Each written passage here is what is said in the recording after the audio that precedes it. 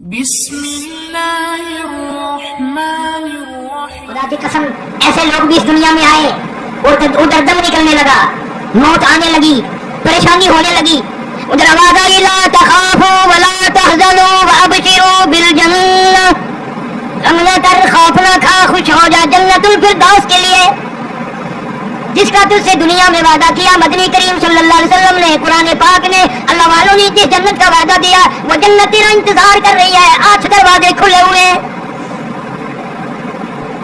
اور ایسا آدمی بھی اس دنیا میں آیا، مرتے وقت کوشش کے باوجود منہ سے کلمہ نہ نکلا، کلمہ نہیں نکلتا. لوگوں کے کہنے پر بھی کہ کلمہ پڑھو حضرت جی، کلمہ پڑھو ابا جی، کہتا ہے پڑھتا ہوں، کوئی چیز میری زبان کو پکڑے ہوئے ہے، پڑھنے نہیں دیتی. یہ سارے مناظر حالات تمہارے سامنے ہیں. یہاں ضلع جنگ میں ہیل ٹرین وہ دنیا جانتی ہے، اخباروں میں بھی آیا، لوگوں نے بتایا. کئی سال ہو گئے، دریا میں ایک لاش تیرتی ہوئی آئی، پولیس کے آدمیوں نے نکال کر بستی والوں کے ذمہ لگا دیا کہ مسلمان ہیں، دفن کفن کرو. مولوی کو بلایا لوگوں نے، لاؤڈ اسپیکر کھولا، چندہ مانگا، جو آنے مائیوں بیٹیوں بہنوں جو چلتے آنے چندہ بھیجو، بے وارث لاش ہے، کفن خریدنا ہے. چندہ آیا، کفن خریدا، جنازہ پڑا، دفن کر دیا. تیسرے دن پتا چلا جس پہ دو آنے چل چلانے مانگے ہوئے پیسوں کا کفن پڑا 35 مربوں کا مالک تھا. مجھے کیا معلوم ہے میری تیرے نصیب میں کیا لکھا ہے. ہم نے کروڑا پتی لوگوں پہ دیکھا کہ کفن نہ ملا، قبر نہ ملی، جنازہ نہ ملا، تو اللہ کی حضور میں خیر نہیں مانگتا. اور مسلمان کو اللہ قبر بھی، جنازہ بھی نصیب کرے، کلمہ بھی نصیب کرے، آمین کہو. بہرحال حالات ہیں، دل میں خوف کھایا کرو. ایکسیڈنٹوں میں لوگ مر جاتے ہیں، پہچان تک نہیں ہوتی. صحابہ کرام رضوان اللہ تعالی علیہ مجمعین کی جماعت تو ایسی جماعت تھی، اللہ اکبر. ایک جنگ میں اطلاع ملی بھائی کی طرف سے کہ تیرا بھائی پیاسا ہے اور زخمی ہے. وہ پانی لے کے دوڑا.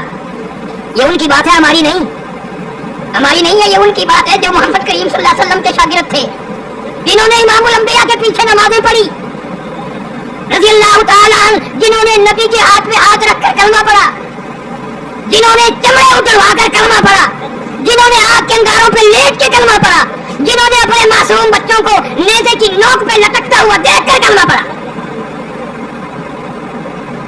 اطلاع ملی پیاسا ہے بھائی، پانی مانگ رہا ہے، آخری وقت ہے. یہ پانی لے کے دوڑا، تلاش کیا، مل گیا، برتن میں پانی ڈال کر دیا.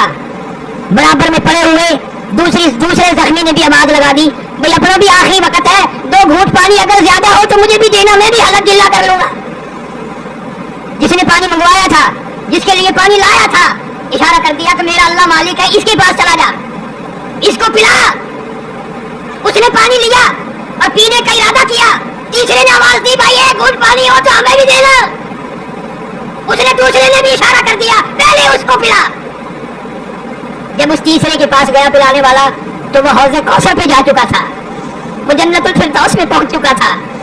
واپس آیا، وہ دوسرا بھی ختم، وہ تیسرا بھی ختم. تمام کے تمام نے یہ ثابت کر دیا کہ وہ حوض کوثر پہ تو پانی پی سکتے ہیں، لیکن اپنے بھائی کی پیاس کو سن کر خود پانی مرتے وقت بھی نہ پیتے تھے. یہ ان کی خصوصیت ہے. حضرت محمد کریم صلی اللہ علیہ وسلم نے ان کے جگر، ان کے گردے، ان کے دل اتنے صاف کر دیے تھے نکاح نبوت سے کہ وہ کچھ اور سوچ ہی نہیں سکتے تھے. بدقسمت قوم صحابہ کرام کی قدر نہیں جانتی. تمہیں کیا معلوم کہ یہ کون لوگ تھے، یہ کس کے شاگرد ہیں، کس کے مرید ہیں، کس کے مقتدی ہیں، کس کے وزیر ہیں، کس کے ماننے والے ہیں. بس تمہیں تو اپنا پتا ہے کہ میرا داؤ لگ جائے بس. ارشاد فرمایا مدنی کریم صلی اللہ تعالی علیہ وسلم نے، میرا صحابی ایک کھجور اللہ کے نام پر صدقہ کرے، خیرات کرے، تمہارا احد پہاڑ کے برابر سے صدقہ خیرات کرنا میرے صحابی کی ایک کھجور کا مقابلہ نہیں ہو سکتا. اتنے عظیم لوگ، ان کی شرافت، ان کی جانت، ان کی امانت قرآن بیان کرے، محمد کریم صلی اللہ علیہ وسلم کا فرمان بیان کرے. آخر وہ کون لوگ تھے جنہوں نے مدینہ منورہ میں اللہ سب کو زیارت نصیب فرمائے، ادھر ہجرت کر کے گئے ہیں، کھانے کو نہیں ہے, پینے کو نہیں ہے, رکھنے کو تو کیا تھا. ادھر جنگ رمضان کا مہینہ آ گیا, ادھر جنگ بدر کا اعلان ہو گیا. سب سے پہلا جنگ, سب سے پہلی لڑائی جنگ بدر ہے جو 17 رمضان المبارک کو ہوا ہے. صحابہ کرام نے تو یہ نہ سوچا رمضان کا مہینہ ہے چلو بعد میں لڑائی کر لیں گے یا روزہ چھوڑ دیں بعد میں روزے رکھ لیں گے. نہیں, حضور صلی اللہ علیہ وسلم کے بعد اجازت عطا فرمانے کے پھر بھی سب نے روزہ رکھا. مرد تو مرد رہے, عورتوں نے کمال کر دیا. ایک عورت آتی ہے حضور کریم صلی اللہ علیہ وسلم کی خدمت عالیہ میں اور آ کے عرض کرتی ہے آپ اپنا ہاتھ پھیلائیں.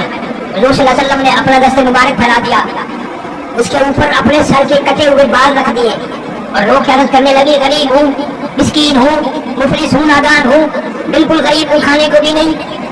کئی دن سے مدینے میں سن رہی تھی اعلان ہو رہا ہے جہاد کا, کوئی راشن لایا, کوئی کھجور لایا, کوئی دانا لایا, کوئی اسلحہ لایا, کوئی پیسہ لایا, کوئی شکل لایا. میرے پاس تو یا رسول اللہ صلی اللہ علیہ وسلم کچھ بھی نہیں, کچھ بھی نہیں. میں تو اپنے سر کے بال کاٹ کے لے آئی ہوں, کسی مجاہد کی سواری کی زکیر بن جائے گی, رسی بن جائے گی, میرا بھی حصہ ہو جائے گا. سبحان اللہ. کہاں سے ایسی عورت لائیں گے آپ؟ سیدہ حمزہ رضی اللہ تعالیٰ عنہ, شام کا وقت ہے, مغرب کی نماز پڑھی, رو رہی ہے. بیٹوں نے پوچھ لیا اماں کیا بات ہے, کیوں رو رہی ہو, کیوں رنجیدہ ہو؟ بیٹا تمہارے بس کی بات نہیں, تم کھانا کھاؤ, تمہارے بس کی نہیں. کیوں, کیسے نہیں ہے؟ اماں رو رہی ہے, ہم روٹی کھائیں. بڑی دیر کے بعد فرمایا 3 دن ہو گئے مدینے میں اعلان ہو رہا ہے جہاد ہوگا, اللہ کے نام پر لڑائی ہوگی. میرے گھر میں کوئی بھی نہیں, تم بچے ہو, یتیم ہو, میں بیوہ عورت ہوں, کیا کروں؟ انہوں نے کہا جیسے حکم ہو. کہنے لگی پھر میری تو یہ تمنا ہے تم میرے یتیم بچے ہو, میری زندگی کا آخری سرمایہ ہو, میری یتیم پونجی ہو, چلو میں تمہیں دربار رسالت صلی اللہ علیہ وسلم میں لے کے چلتی ہوں, اللہ کے نام پر پیش کر دیتی ہوں. بیوہ کی یتیم پونجی اگر اللہ کے رسول کے یہاں منظور ہو جائے تو اور کیا چاہیے. انہوں نے کہا ہم تیار ہیں. سیدہ حمزہ رضی اللہ تعالیٰ عنہ اپنے یتیم بچوں کو لے کے چلی دربار رسالت میں صلی اللہ علیہ وسلم میں آگے کہتی ہے یا رسول اللہ ہے تو چھوٹے, طاقتور بھی نہیں, جوان بھی نہیں, میں بیوہ کی یتیم پونجی قبول فرماؤ, جہاد کے لیے انہیں قبول فرماؤ, انہیں لے جاؤ, اللہ کے نام پہ قربان کرنا چاہتی ہوں. آپ نے فرمایا یہ تو ابھی چھوٹے ہیں, یہ تو ابھی بچے ہیں, اللہ کی قسم ان کی اولاد کا سیرت دیکھو, ان کی اولاد کے دل دیکھو, اولاد کی تربیت دیکھو. یوں ایریا اٹھا کر کھڑیاں اٹھا کے بڑیوں اوپر کو ہاتھ کر کے دکھاتے یا رسول اللہ میں اس سے بڑا ہوں, یا رسول اللہ صلی اللہ علیہ وسلم میں اس سے بڑا ہوں. اور صحابہ کی اولاد بھی دیکھو. نبی کریم صلی اللہ علیہ وسلم نے قبول فرما لیے. حضرت حمزہ الگ لے کے گئی دونوں بچوں کو, کہنے لگی میں تمہاری کیا لگتی ہوں کہ اماں ہے, میں نے تمہیں دودھ پلایا, میرے سے قسم لے لو میں نے ایک دن بھی بغیر وہ دودھ نہیں پلایا, میں نے قرآن پڑھ پڑھ کے تمہیں دودھ پلایا, میں نے تمہارے ماموں کو رسوا نہیں کیا, تمہارے ابا کی امانت میں خیانت نہیں کی, حلال کا تمہیں جنا ہے. میری ایک وصیت ہے, میری ایک نصیحت ہے, سن لو. پیٹھ میں زخم نہ کھانا, چھاتی میں زخم کھانا, سینے میں زخم کھانا, شہید ہو جانا. میں مسلح پہ بیٹھ کر وضو کر کے انتظار کروں گی, ایک ایک کی شہادت کی خبر سنتی جاؤں گی اور قبولیت کے لیے جوڑی پھیلا کر دعا مانگتی جاؤں گی. چنانچہ دونوں بچے تیار ہو کر کھڑے ہو گئے جنگ میں. حضرت معاذ اور معاذ رضی اللہ تعالیٰ عنہما, عبد الرحمن بن عوف رضی اللہ تعالیٰ عنہ, بڑے آدمی. حضور نے فرما دیا سارے کہہ صلی اللہ علیہ وسلم, فرما دیا ان دونوں بچوں کا ذرا خیال رکھنا. یہ اچھا نہیں, ایک کو دائیں کھڑا کر لیا, ایک کو بائیں کھڑا کر لیا. بیچ میں حضرت عبد الرحمن بن عوف رضی اللہ تعالیٰ عنہ جلیل القدر صحابی ہیں. دونوں بچوں نے کہا کہ چچا جان وہ ابو جہل کہاں ہے, وہ ابو جہل کون سا ہے؟ خیال آیا انہوں نے نام سنا ہے, بچے ہیں اسی لیے باتیں کر رہے ہیں. انہوں نے کہا میرے بتیجوں یتیموں جب ادھر کو آئے گا تو میں بتاؤں گا, دیکھ لینا. وہ آیا سرکس گھوڑے میں سوار, اچھلتا ہوا, کودتا ہوا گھوڑا آیا اور عبد الرحمن بن عوف رضی اللہ تعالیٰ عنہ نے اشارہ کر دیا کہ جس کو تم پوچھ رہے تھے وہ سامنے ابو جہل ہے. اسے کیا معلوم تھا ان کا یہ پروگرام ہے, اور پیچھے ماں کی دعائیں ہیں, پیچھے ماں کی دعائیں ہیں کہ وہ ابو جہل ہے سامنے. بس اتنا بتا کر دیکھتے کیا دایاں بایاں دونوں خالی ہیں. دونوں نے پہلے پروگرام بنا لیا تھا, بات کوئی نہیں کی تھی, آگے کو دونوں نے منہ نکالا تھا, آنکھوں ہی آنکھوں میں پروگرام بن گئے.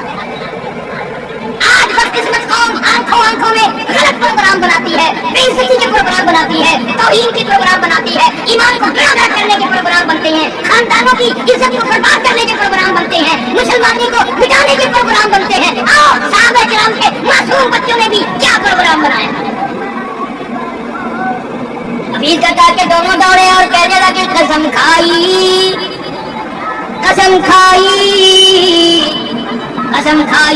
کہ مر جائیں گے یا ماریں گے ناری کو، سنا ہے گالیاں دیتا ہے وہ محبوب باری کو۔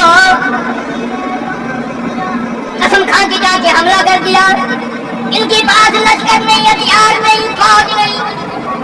محمد کریم صلی اللہ تعالیٰ علیہ وسلم کی دعا ہے، برکت ہے، معجزہ ہے۔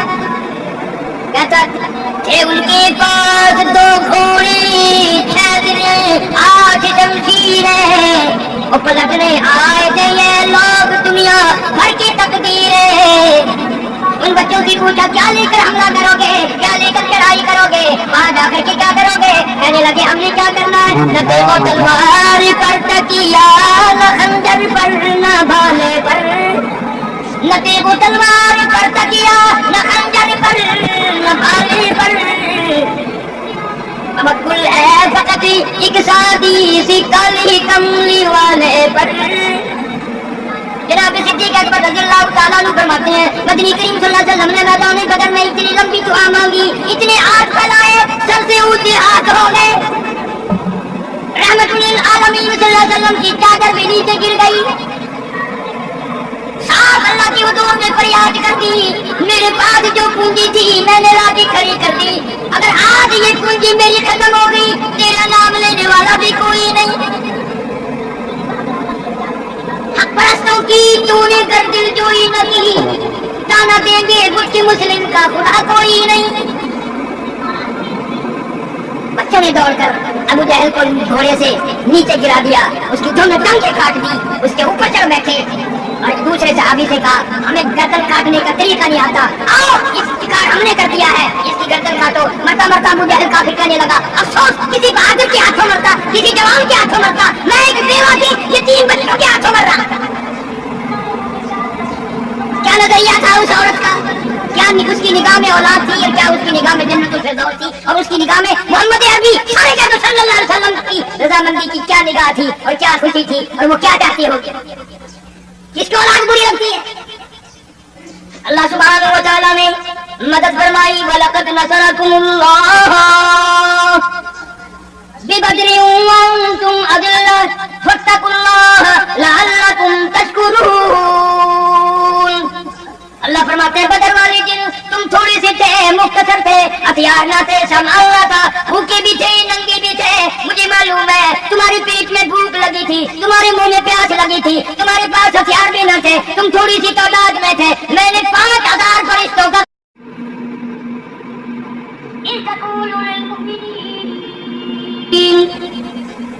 مومنوں کی امداد کے لیے فرشتے آئے، بِخَمْسَةِ آلَافٍ مِّنَ الْمَلَائِكَةِ مُنزِلِينَ، فرشتے آئے۔ صحابہ کہتے ہیں رضی اللہ تعالیٰ عنہ حضور کریم صلی اللہ علیہ وسلم نے ہمیں جو چھڑی دی، لکڑی کی، ہم وہ کرتے تھے کافر کی طرف گردن وہ جا کے کرتے تھے۔ سبحان اللہ، ماشاءاللہ۔ ابی بن خلف نبی صلی اللہ علیہ وسلم کا دشمن، میدان بدر میں سرکار مدینہ سارے دور سے کہا صلی اللہ علیہ وسلم سامنے آیا، آپ نے کسی سے کامچی لے کر چھڑی لے کر اس کو مار دی، شرم دلائی، وہ کہتے اتنے لوگ کان کٹے پڑے ہیں، ہاتھ کٹے پڑے ہیں، پاؤں کٹے ہوئے پڑے ہیں، وہ بھی اتنے نہیں چلا رہے، تو اتنا چیختا، شرم نہیں آتی، تم نے ساروں کو بزدل بنا دیا، آئے ہے تو کافر پر کیا بات کہی ہے۔ کہنے لگا سفیان تجھے کیا معلوم، کسی کو ابو بکر صدیق نے مارا، کسی کو فاروق اعظم نے مارا، کسی کو علی مرتضیٰ نے مارا، کسی کو طلحہ زبیر نے مارا، کسی کو سعد ابی وقاص نے مارا رضی اللہ تعالیٰ، تجھے کیا معلوم ہے مجھے امام الانبیاء نے مارا۔ سبحان اللہ، ماشاءاللہ۔ اور کہتا ہے وہ میرے اوپر مارنا کو درکنار، تھوک بھی دیتے میں مر جاتا۔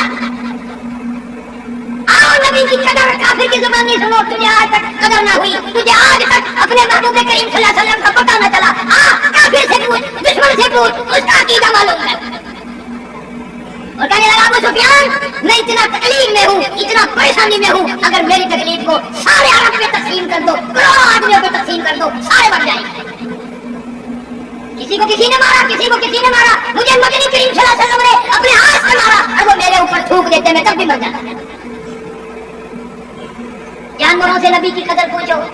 مدینے پاک میں چڑیوں کے بچے صحابہ کے بچوں نے اٹھا لیے. آئے آئے آئے اور چڑیوں کو بھی پتا چل گیا نبی کیسا ہے, تجھے آج تک پتا نہ چلا. حضور صلی اللہ علیہ وسلم کے سر مبارک پہ چی چی چی چی گھوم رہی ہیں چڑیا. آپ نے فرمایا یہ شکایت کر رہی ہیں ان کے بچے واپس دے دو. کس نے بچے اٹھائے ہیں؟ چڑیوں کو بھی پتا ہے کہ شفیع المذنبین ہے, غریبوں کا ہمدرد ہے, مظلوموں کا ہمدرد ہے, تجھے آج تک پتا نہ چلا. چڑیوں کو پتا ہے مگر تمہیں ایک اونٹ آیا اور آ کر کے قدم مبارک پر سر رکھ کے رونے لگا اور کہنے لگا میرا مالک کام زیادہ لیتا ہے, کھانے کو تھوڑا دیتا ہے, میں بڑا پریشان ہوں. مالک کو بلا کر کے حضور نے ڈانٹا, تو بہت زیادہ لگتا ہے, کھانے کو کم دیتا ہے. اونٹ کو پتا چل گیا میری فریاد یہ سنیں گے, میری غمخواری یہ کریں گے, تیری 80 سال کی عمر ہوگی, کتنی داڑھی ہوگی, تجھے آج تک پتا نہ چلا. درختوں کو اشارہ کیا, اکھڑ کر آ گئے, اشارہ کر دیا, واپس چلے گئے ہاتھ میں کنکر لے کر. ابو جہل نے پوچھا میں بتاؤ میرے ہاتھ میں کیا ہے؟